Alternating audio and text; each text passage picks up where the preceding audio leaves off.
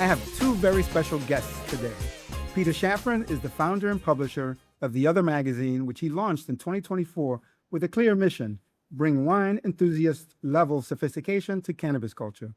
The Other now reaches newsletter subscribers and distributes to nearly every licensed dispensary across New York City, the Hudson Valley, and Long Island. Ranch Guerra serves as the chief executive officer at The Other magazine. Ranch is a millennial community organizer, media professional, and human rights advocate based in Brooklyn, New York. Ranch's impact has been most significantly felt within the legal cannabis industry, electronic music and festival culture, and the psychedelic advocacy space. Welcome, Peter and Ranch. Thank you for making time today. Thanks for having me. Yay. Hi, Herb. All right, so let's start at the beginning. Can each of you walk us through your professional backgrounds and what brought you to the world of cannabis media specifically? Well, I'll get started. So when cannabis was legalized in New York, I was looking for a retirement retirement business, and I saw that there was a void in New York in the cannabis space in terms of media. There were a couple of magazines, newspapers out, but there was nothing that was attracting or hitting the sophisticated consumer. There were trade magazines and trade publications and things like that, but nothing was hitting the consumer for New York. And so that's why we decided to launch The Other. And it was basically to fill a void. And we launched it as a media company, with The Other magazine being our first foray into publication. I was a lawyer for 30-something years and loved the first 10, liked the next 10, hated the last 10, and said, I got to do something better than this. And I started to look for other things. And all during the last pretty much 15, 20 years before the magazine, I was also a concert and festival producer. Oh, terrific. And so I did concerts here in the river towns. I did concerts at Tarrytown Music Hall and other places. So I knew I wanted to do something in media and something that was related to music, and cannabis was I shouldn't say the obvious choice. Cannabis was the choice. And so as we've developed the magazine, it's been not just cannabis, but we've developed it into psychedelics and music and arts and meditation and a whole bunch of things that fit underneath the rubric of lifestyle magazine. Mm-hmm. Yeah. Counterculture, lifestyle, the arts. These are things that Peter and I connected on as friends early on through a mutual friend and a referral, our friend Stu Zakum. And yeah, I mean, all this time later, I mean, we're talking cannabis and we impact that space and we're doing that, but it's amazing to see the magazine, the publication and everything else feature local artists and music events. And we're really excited to see more counterculture and more, arts in addition to the plant medicine. My background is, as you mentioned before, it is the music and the festival and sort of the media space when it comes to music and live music, but also I went to school for journalism. It was strictly print journalism by and large, which during the time was kind of ballsy. Everybody might have made a lot more sense to learn the digital side back then. But, all these years later, as I have worked with the print magazine prior to this, a cannabis print magazine, I worked there for 10 years. And so it's been over 11 years in really print for me. But nowadays, more than ever, I see the power of it and the necessity, and so does Peter. And so it feels good to be able to keep that moving and to reach new readers, that, especially the younger generation that maybe didn't grow up like us with a ton of magazines and a ton of print publications, and to watch the impact that can have on somebody who's a little overloaded maybe with the web and the social media and the phone stuff. So did you meet in the music and festival world? And what does your sort of day-to-day partnership look like? I know Peter's the founder and you're the editor. Peter and I both share a lot of these roles.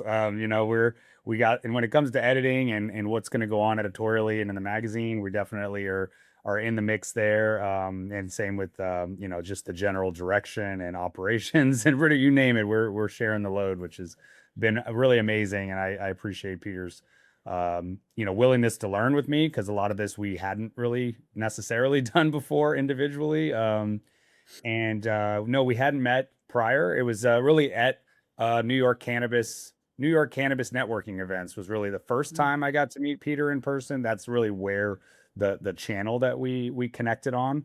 And we did a lot of remote work together for a while there. And then nowadays we've produced a few different events, some of which have involved music. I think we'd be producing cool music festivals and concerts all the time if we didn't we weren't pretty busy working on building out this print and digital media company. So there is a component of what we do that is events, and we are always incorporating ourselves and promoting the music and the arts, and excited to put some more concerts on for sure. I think, in terms of working together, we do overlap in a certain bunch of areas, but we don't duplicate each other's efforts. And but the thing is that when we connected, we both realized that we wanted to. We're both believers in a situation where cannabis gets the same respect in culture as wine and spirits and other premium consumer products that that we weren't seeing out there. And Like cigar, right? The like cigar. a fine cigar, exactly. And one of the things when people ask us about the magazine, what's really easy is saying what we're not.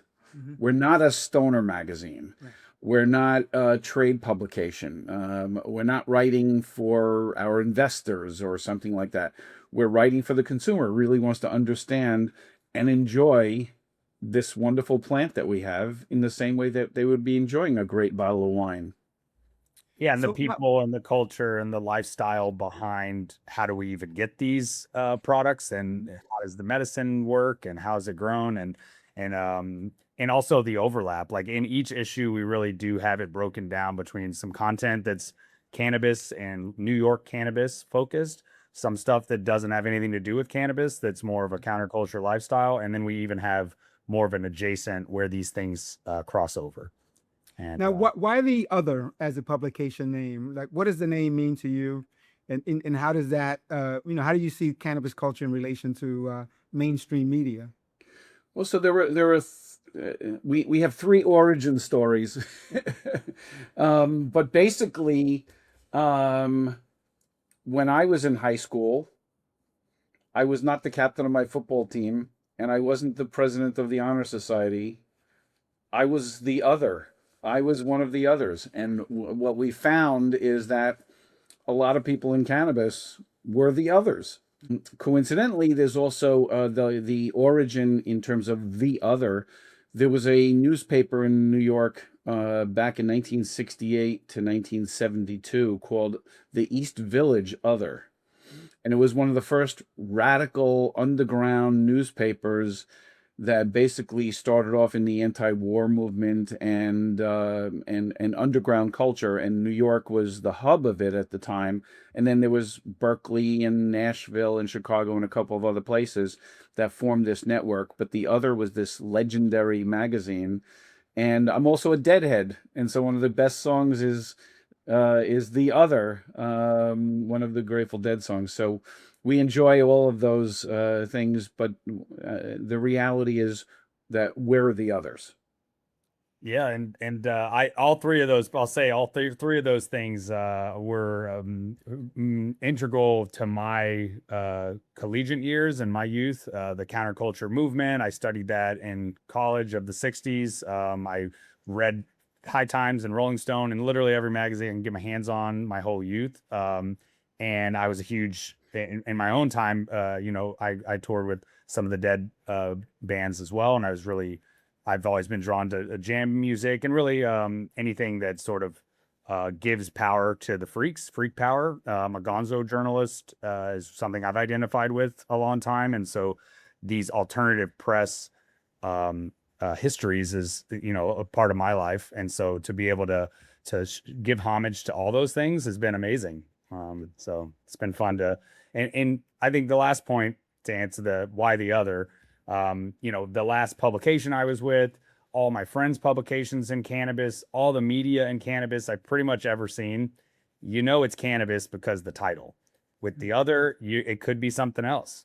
And that I think lends to more of a potential for the crossover and the bridging of the mainstream divide for our reader or for our stories, for our advertisers, for cannabis at large. New York cannabis, our goal is to bring you in and to integrate you outside of the cannabis space with everything else that's cool and interesting and in alignment. So I think that the name gives us that opportunity to exist just outside of the space as well. Okay, can you sort of paint the picture of who your reader is? Who picks up the other?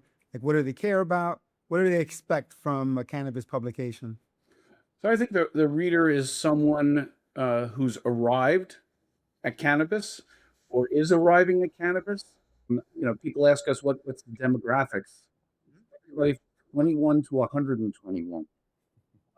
If you had to pinpoint the average consumer in a dispensary who's really picking up our magazines, they're probably professionals. They're probably 40 to 60 years old is probably our sweet spot.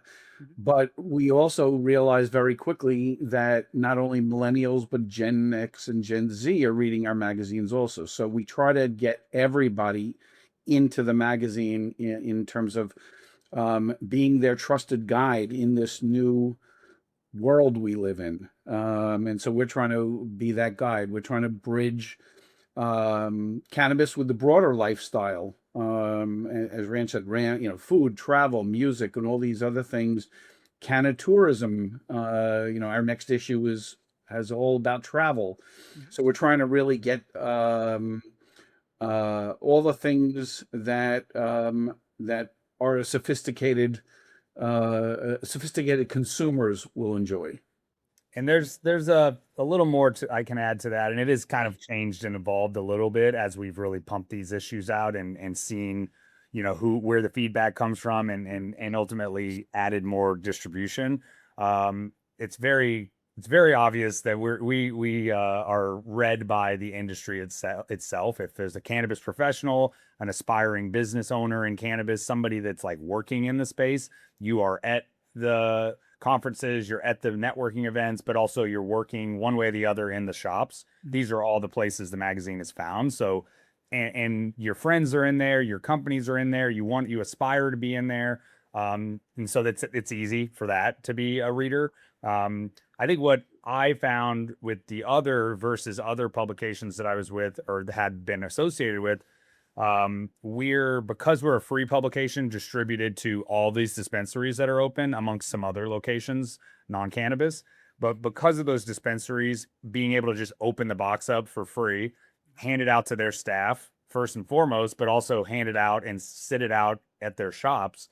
Who sees it? And you always have very attractive covers. Thank you. They really do capture that sort of counterculture, that vibe. So I gotta give you kudos for that. Thank you. Yeah, the cover wise, it's our creative director Rachel Port really goes out there and helps us find New York based artists of different sort of mediums and different styles and helps and kind of like this is for instance our winter issue. She actually designed the cover in this one and painted this for us. I have the fall issue. Yep, our friend Heather did that, and so they do have a seasonal kind of look and feel to them as well. But back on the readership, budtenders is a major reader, and that can't be understated. And it's very important for our advertisers. We're a free publication. That's not easy. Period. But it does come with its perks. Like there's so much. No barrier to entry, loads of readership, lots of eyeballs. That's what I would want if I was advertising in a magazine versus a small amount of people buying it or subscribing or something. So with that free element to be able to reach so many more eyeballs with our magazine. 25,000 copies is our next issue, could reach easily 60,000 different people with the number of touches that each of these could have. But the bud tenders are key because up to this point in the cannabis space, the cannabis CPG products, the brands, they are a big bread and butter. They're going to be our number one advertiser. They have been, and they need to reach bud tenders in a big way in this market in New York, as they're going to be the ones educating the people around the products. They're going to be the ones selling the products. So if there's new SKUs and there's new campaigns and there's exciting things for them to sell, then the others should be presenting that day in, day out. And that's really been a huge selling point for us. And with that said, last point, bud tenders are really, they're of that 21 to that like 40 range. Peter mentioned, hell yeah, with the 40 to 60 or 5 and plus, like they're buying cannabis, they're picking up the magazine. They love magazines and they love cannabis. That's an easy one. But it turns out that 21 to 40, the younger generation, a lot of them work as bud tenders and their friends do, and they love to buy cannabis at a, in mass. And so to be able to get them excited, tell their stories, educate them and excite them is a big, I think a big future opportunity for us. Yeah, no, but definitely bud tenders are the key to success in this industry. Yeah. So now New York's cannabis rollout has been famously turbulent, groundbreaking in some ways, messy in others, delays, licensing issues, illicit market competition. Does that turbulence hurt a magazine like yours, or does it actually help your magazines? Well, I think, first of all, I look at New York right now. We're at an inflection point. We just turned the corner of 600 dispensaries recently. And John Kagia said it's going to be 1,000 by the end of the year. So when we started the magazine, there was none. I mean, the first issue we interviewed Elevate Dispensary, because they were the first in Westchester. And people ask us, what's it like? We went from 0 to 600 in less than 2 years. I mean, it's just amazing. So the market has many challenges. We got the illicit competition, the inversions, the regulatory complexity, capital access is still a big problem. But we also look at it and say, the OCM is making progress. I think John is a great person to be in there. Equity licensing is actually actually helping bring entrepreneurs into this business. The consumer appetite is there. And so, the reality is New Yorkers, among everybody else, we've been consuming cannabis forever. But now it's just, we're giving people, meaning the industry, is giving people a legal quality option. And we're there to be able to document it and be literally a booster for the industry. Yes, I would agree with all those things. And as you went through those, Peter, some things definitely arose for me. I have been in the legal space for 11 years, technically working. I was in Colorado for a number of years, Massachusetts, as it opened up for a number of years. I got here early. I've seen what post-legalization but pre-operation look like. And now we're watching this thing grow in the way Peter described. I've also kept eyes on really the way that a lot of these other markets have started and where they went and the West Coast and what's the issues. I mean, we nerd out on the differences, and sometimes it's pretty exciting and crazy how different it all is state to state. Obviously, that's our big problem as an industry, is that there is this sort of state to state separation, the lack of cohesion federally, the lack of state to state commerce, all the big issues that plague the operators in New York, but also everywhere else. That does cause our magazine, our media business to have some challenges, because when we focus in on that space and that's where our advertising and our revenue comes from, then we're ultimately going to be sort of at the whim of how are those businesses doing, and how's the markets doing, and how are their, so when the OCM puts new rules into place and that costs everybody a bunch of money, like the metric system did, then all of a sudden we're having to pause some of our conversations, and some people are having to peel back from their spends. So it does have that as a challenge in relation to something like the inversion element or the black market, and like all the, how does that affect? Again, it's really just like, if there's sort of a gangbusters moment and there's a lot of business being done, and there isn't like challenges from those license holders, then that we're doing great. And if there's a big contraction and difficulties in a big way all of a sudden, then we're going to be feeling that too. I think not only is it good for the cannabis industry and the cannabis, normalization for the other to integrate outside of cannabis, but it'll be great for our business as well, as the year wears on and as we grow, to bring in some of that traditional non-endemic, non-cannabis business, as well as bringing those companies in the mix and in the same room as these brands, because it just lends to connecting outside of the space, which is important for everybody. Bringing cannabis into a more legitimate place, I think that's what our mission is in a lot of ways, but also our future and our ability to really stay alive and to grow and to become something really amazing and magical and unprecedented is going to be contingent upon that as well. Well, I mean, let's continue the discussion about money. So print publishing is expensive. So how are you funding the magazine? What does the revenue model look like? And again, I mean, the regulations and restrictions, what's the impact on your business?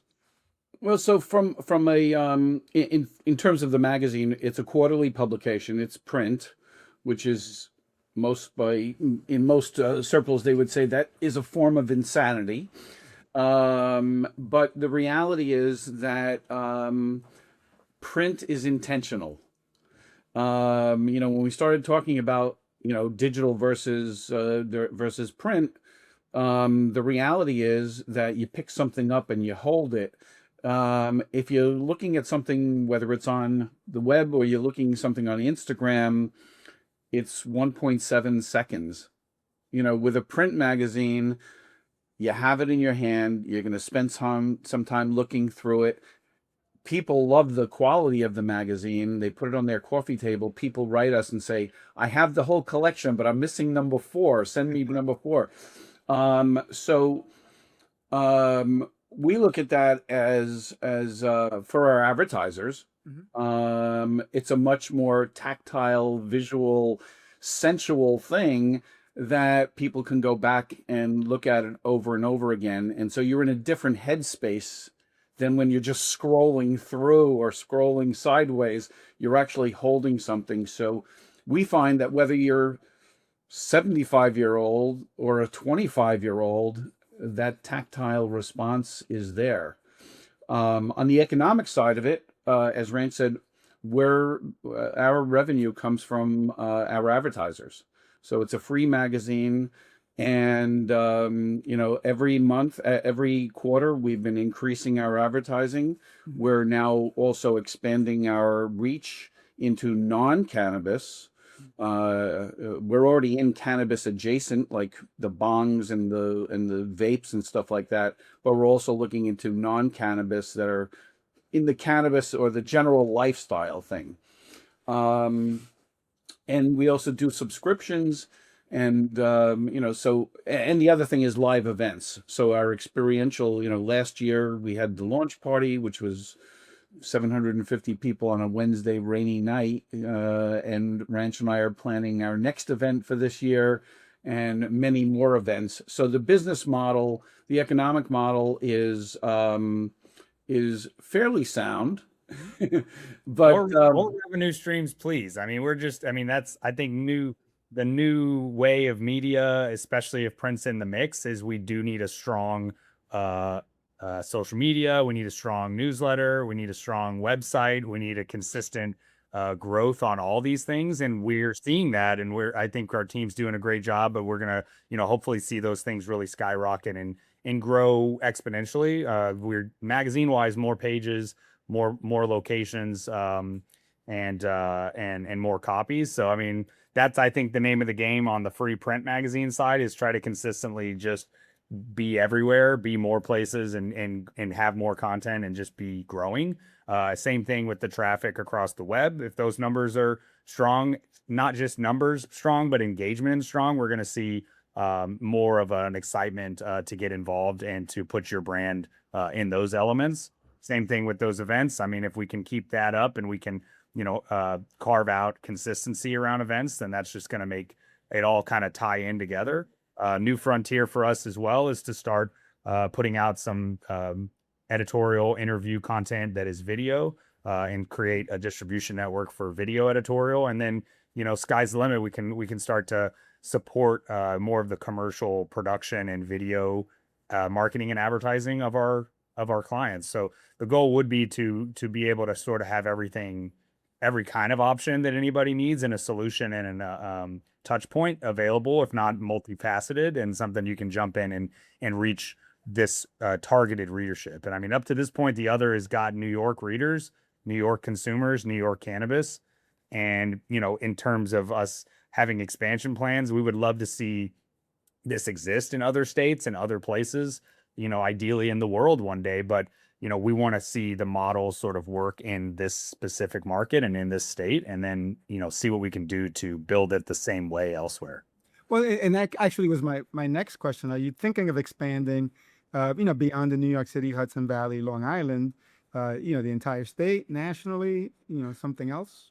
Well, we originally intended this to be a regional magazine that, if it works, we would then duplicate it in other markets. Having said that, we are one of our team members, John D'Angelo, works up in Buffalo, and we're now going to be distributing our magazines to Buffalo dispensaries because they want them. And our managing editor, Alan Greenwald, is at Hall of Flowers now in Ventura, California. And people are coming up to him saying, "Oh, I love your magazine," and they're not even from New York. Well, a lot of what you do is not strictly region. Right. But to hear somebody in California saying, "We love your magazine," and you're from Missoula, Montana, how did that happen? So it is growing. But yeah, we would like to expand that either with another regional magazine. At least that's our focus long term. Right now, we're building this. Last thing I'll say to that is, sorry to cut you off at all there, Peter, but I was a part of a print magazine media company that had a little centralized group of people trying to print a bunch of magazines in separate markets, state specific, and have different content and different distribution. And it was pretty sloppy, to be entirely honest. It just wasn't strong everywhere because it was so like a small team trying to make it happen and all over. I think for us, I would love to see that expansion opportunity be such where it's like we've got partners in a different place. So if the other was gonna be in Montana, then we've got a good partner there who's got a staff that builds it similar to how we did here. We're gonna have a lot to teach them, and it'll be hopefully faster and easier. But I think a magazine, quarterly magazine that's about a region or about a state deserves its own team to stay on top of that, and because it's that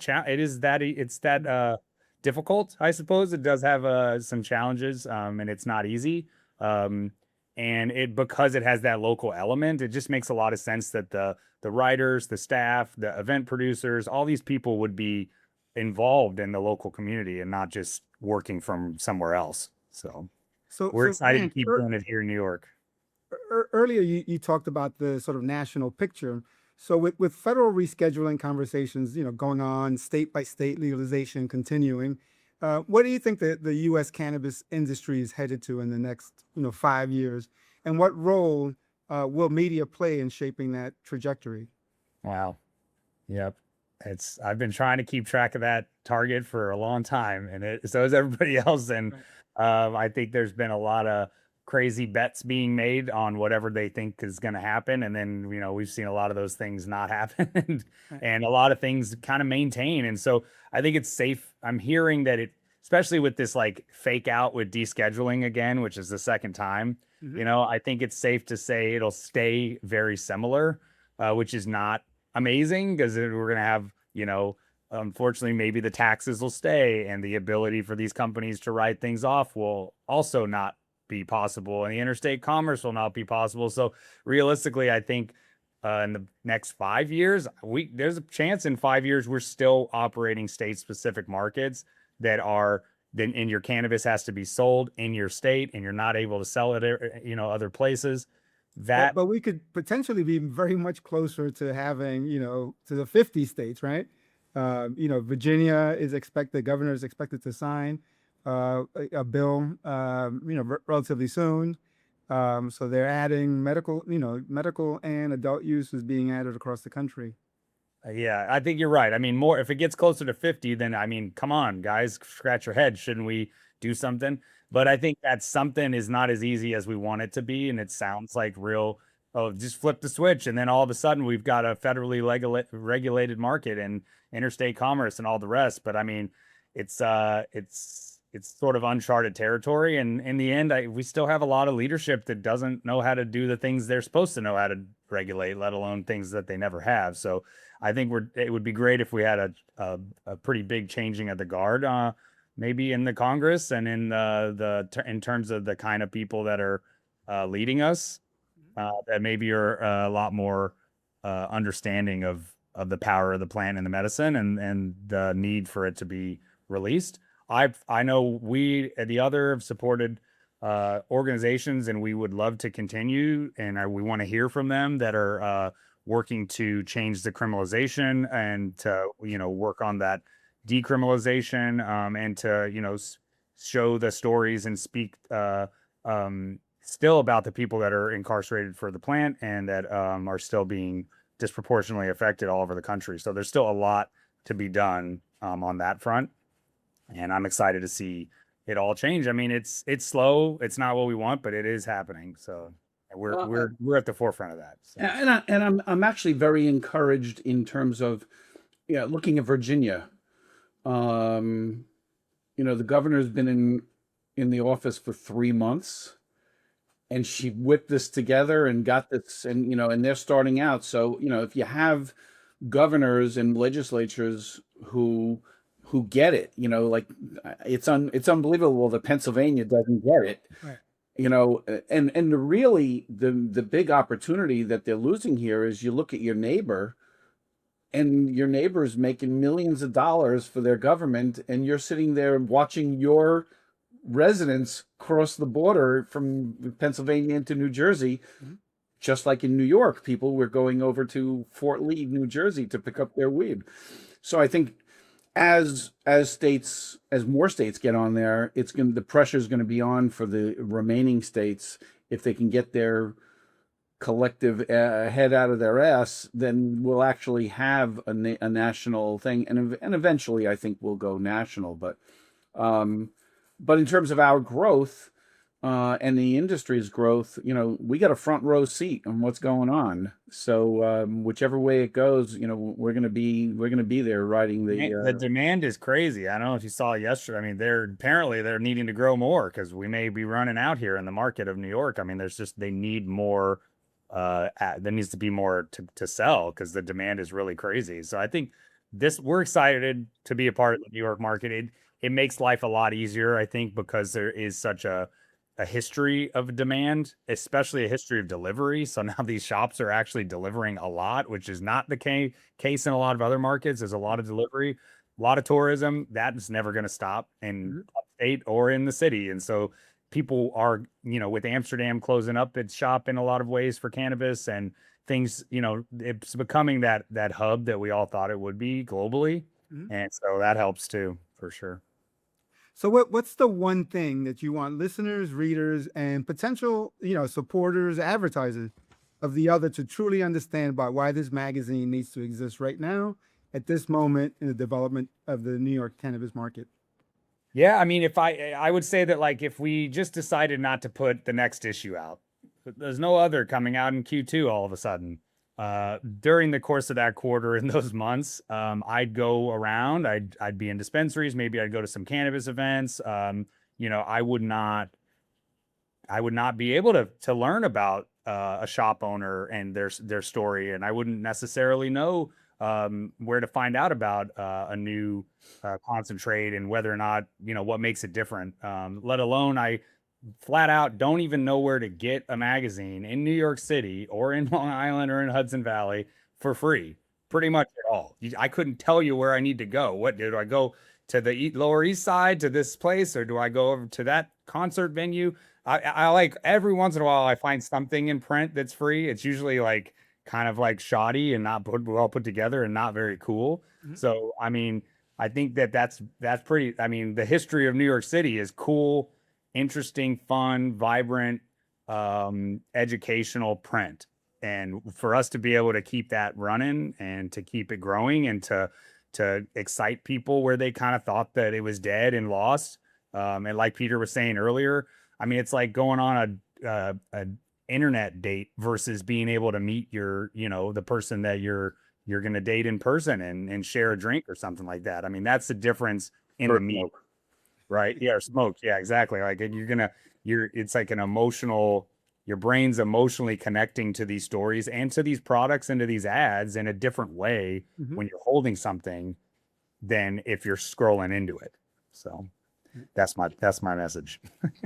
And something that you can put down and come back to. Right. And I guess the word that they use in the magazine business is dwell. We have a long dwell. When we first started deciding on what the look and the feel of the magazine would be, we literally went to Barnes and Noble, went to the magazine section, sat on the floor, and just took all the magazines and smelled them and touched them and felt them until we came up with what we wanted. And I always felt that I wanted to have a magazine that I could put on my mother's coffee table.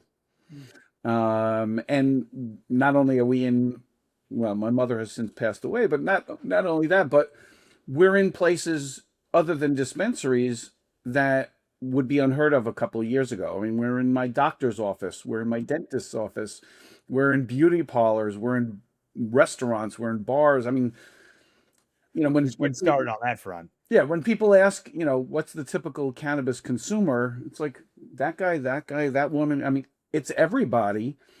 And so I think what we're doing is we look at cannabis as the cannabis consumer, especially in New York, as a more sophisticated person, and we want to be the trusted guide in that new world for that sophisticated audience. And here we are 2 years into it, and we're just getting started. So is there anything else you'd like to add before we conclude that we haven't touched on today? I guess we talked a lot about magazine. I will say we want to be this sort of centralized hub of culture as well, and local, to-dos. So, explore our website, theothermagazines.com, check our event calendar out, submit your events to us. Even if they're digital through there, there's a submission form. And we have a pitch form. It's just /pitch on our site. And if you got art, you got poems, you got, music, something to say, we're always willing to hear from people that want to contribute.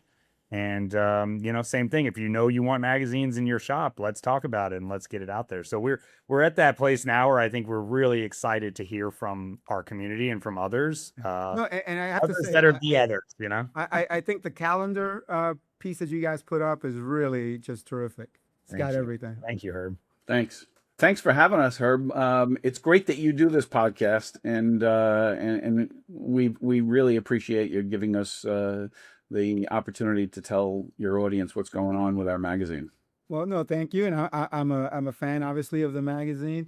So, where else besides Peter's dentist office can you pick up a copy of the other magazine? You can actually go to our website, and we have a map of all the places we're in, every dispensary, every coffee shop, every place we're in. So just punch in your zip code and you'll find a place right near you. Yep. Where to find us at the top. And then I think there's a button when you scroll down on the homepage, you can find that map. All right. Well, thank you. Thank you again very much for your time today. It's Peter Shafran and Ranch Guerra from The Other Magazine. Thank you, Herb. Thanks, Herb.